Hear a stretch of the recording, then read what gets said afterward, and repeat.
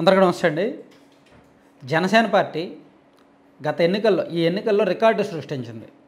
100కి 100% strike రేట్తో పోటీ చేసిన అన్ని నియోజకవర్గాల్లో గెలిచి కొన్ని నియోజకవర్గాల్లో భారీ మెజారిటీలు తెచ్చుకొని దేశవ్యాప్తంగా అందరి దృష్టిని ఆకర్షించింది. ఎప్పుడో 10 ఏళ్ల కిందట ఆవిర్భవించిన పార్టీ గత ఎన్నికల్లో 2019 ఎన్నికల్లో పోటీ చేసి ఘోరంగా ఓడిపోయింది. పార్టీ అధినేత కూడా సాక్షాత్తు 2 నియోజకవర్గాల్లో పోటీ చేసినా గెలవలేదు. సో ఒక రకంగా పరువు పోయింది, దారుణమైన ఓటమి. దాంతో పార్టీ భవిష్యత్తు మీద చాలామందిలో ఒక రకమైన ఆందోళన, గందరగోళం.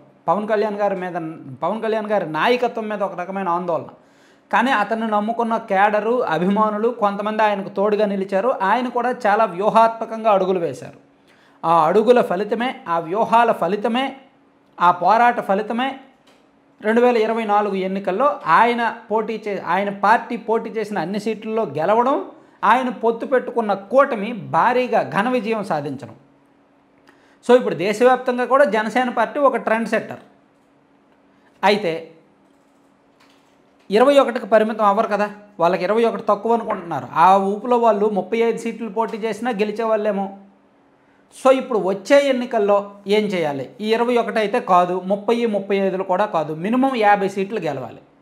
ఈ 2 సాంప్రదాయ రాజకీయ పార్టీల మధ్య ఇప్పుడు ప్రస్తుతానికి జనసేన పార్టీ ఒక పార్టీతో పొత్తులో ఉన్నప్పటికీ వచ్చే ఎన్నికల్లో కూడా వాళ్ళ పొత్తు కొనసాగిన లిమిటెడ్ సీట్లు ఉండకపోవచ్చు. జనసేన పార్టీకి ఇంకా సీట్ల సంఖ్య పెరగవచ్చు. సో అందుకే వాళ్ళ ఫోకస్ 50 నియోజకవర్గాల మీద ఉంది. సో ఇప్పుడు అధికారంలో ఉన్నారు కాబట్టి, అధికారంలో భాగస్వామిగా ఉన్నారు కాబట్టి వచ్చే ఎన్నికల్లో 50 నియోజకవర్గాలకు పైగా టార్గెట్ చేయాలి, ఫోకస్ పెట్టాలి. ఒకవేళ పొత్తు ఉన్నా సరే 50 సీట్లకు పైగా పోటీ చేయాలి. పొత్తు లేకపోతే మాత్రం మ్యాక్సిమం 50 నియోజకవర్గాలు గెలిచేలా ఉండాలి అనేది పవన్ కళ్యాణ్ గారి టార్గెట్. సో దానికి తగ్గట్టే ఇప్పుడు ఇంటర్నల్గా ఆ పార్టీ గ్రౌండ్ లెవెల్ నుంచి బలోపేతం మీద ఫోకస్ పెట్టింది. ఇప్పుడు ఎమ్మెల్యేలు ఉన్న 21 నియోజకవర్గాలు కాకుండా మరో 29 నియోజకవర్గాలను పవన్ కళ్యాణ్ గారు సెలెక్ట్ చేశారు. ఉభయ గోదావరి జిల్లాలు, అలాగే కృష్ణా జిల్లా, గుంటూరు జిల్లా, ఇటువైపు ఉత్తరాంధ్ర, ఈ ప్రాంతాల్లో జనసేన పార్టీ ఎమ్మెల్యేలు లేని వాళ్ళు, జనసేన పార్టీ త్యాగం చేసిన సీట్లు కొన్ని, అలాగే అదనంగా వాళ్ళకి కాస్త బలం ఉన్న సీట్లు అన్నింటినీ గుర్తించి వచ్చే ఎన్నికల నాటికి 50 సీట్లు ఫోకస్ పెట్టారనమాట. ఫుల్ సీరియస్గా 50 సీట్లు ఖచ్చితంగా గెలిచేలా వ్యూహాలు వేస్తున్నారు. అందుకు జనసేన పార్టీ క్రియాశీల సభ్యత్వ నమోదు ప్రారంభించారు. 9 లక్షల సభ్యత్వాలే నమోదుగా టార్గెట్ పెట్టుకున్నారు. అలాగే నియోజకవర్గాల వారీగా వాళ్ళకి స్ట్రాంగ్ లీడర్షిప్ ఉన్న చోట వాళ్ళకి టార్గెట్లు ఇచ్చారు.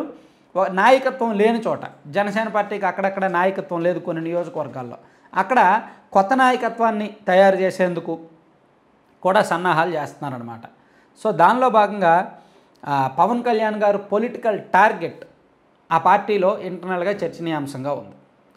ప్రభుత్వంలో ఆయన భాగస్వామి.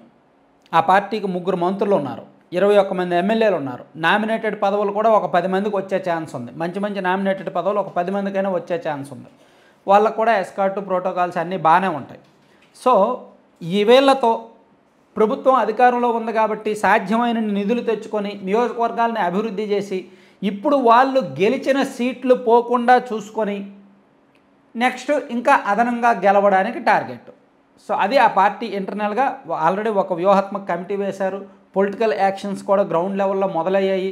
సో ఇప్పుడు అధికారంలో ఉన్నారు కదా, మంత్రిగా ఉన్నారు కదా, పవన్ కళ్యాణ్ గారు రాజకీయాలు పట్టించుకోరు అనుకోవడానికి లేదు. నిజానికి ఒక 3 నెలలు సెప్టెంబర్ వరకు ఆయన రాజకీయాలకు దూరం, రాజకీయం చేయడానికి దూరం. కానీ కొంతమంది నాయకులకు కొన్ని టార్గెట్లు ఇచ్చేశారు.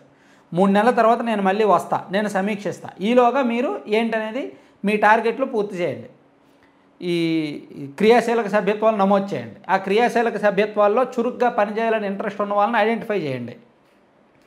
సో వాళ్ళ ద్వారా ఆ నియోజకవర్గాల్లో కొత్త నాయకత్వాన్ని తయారు చేద్దాం అనేది పవన్ కళ్యాణ్ గారు ఆలోచన. అందుకు నాయకులకైతే ఒక టాస్క్ ఇచ్చారు. ఆయన మళ్ళీ సెప్టెంబర్లో పార్టీ పరిస్థితి, పూర్తి వ్యవహారాల మీద ఫోకస్ పెడతారు. అలాగే పార్టీలో ఎవరైనా చేరాలన్నా, కొత్త జాయినింగ్స్ ఏమైనా ఉన్నా సరే సెప్టెంబర్ నుంచే అనేటట్టు పవన్ కళ్యాణ్ గారు ప్లాన్ వేశారనమాట. సో ఇది జనసేన పార్టీకి సంబంధించి ఒక వ్యూహము. 50 నియోజకవర్గాల్లో అంటే నెక్స్ట్ కొన్ని నెలల తర్వాత 50 నియోజకవర్గాల్లో పార్టీ పూర్తిగా యాక్టివ్గా ఉంటుంది. ఈవెన్ అక్కడ తెలుగుదేశం పార్టీ ఎమ్మెల్యేలు ఉన్నప్పటికీ జనసేన పార్టీ వాళ్ళు కూడా పూర్తిగా చురుగ్గా ఉంటారన్నమాట. Thank you.